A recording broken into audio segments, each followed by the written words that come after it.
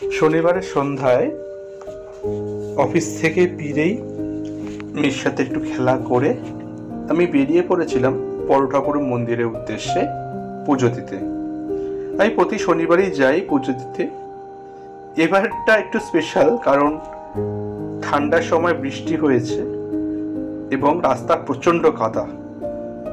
কাদা মানে আমাদের জলের পাইপলাইনে কাজ হচ্ছে, যে কারণে কাদাটা হয়ে গেছে।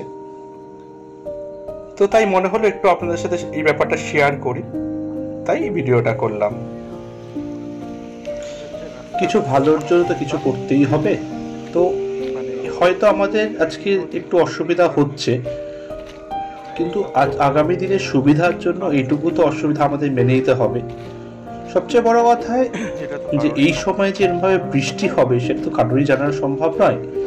যাই হোক, এই জলের পাইপটা গেলে হয়তো অনেক মানুষের উপকার হবে, আমাদেরও উপকার হবে, বাড়ির বাইরে জল চলে আসবে।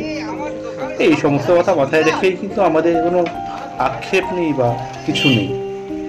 আজকে বৃষ্টি হয়েছে, কালকে রোদ উঠলে কিন্তু সমস্ত ঠিক হয়ে যাবে। এর মধ্যে এসে দেখলাম মন্দিরে যে আরতি চলছে। খুব ভালো লাগে আরতিটার সময়টা। প্রতিদিনই আরতি হয়, পুজো হয়, কিন্তু বিশেষ করে শনিবার দিনটাতে প্রচুর লোক আসে, ধূপকাঠি মোমবাতি জ্বালায়, জানিয়ে তারা পুজো দেয়। আমিও জ্বালাই, আমাদের যা মনস্কামনা সমস্ত জানিয়ে পুজো দিই, যাতে সবাইকে ভালো রাখে, ওনার দৃষ্টি থেকে সবাই যেন ভালো থাকে, সুস্থ থাকে।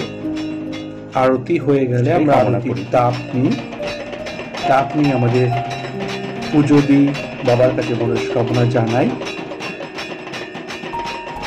যাতে বাবা সবাইকে ভালো রাখে। তারপরে আবার আমাদের মিঠো পথ ধরে বাড়িতে ফিরে আসি। সবাই ভালো থাকবেন, সুস্থ থাকবেন।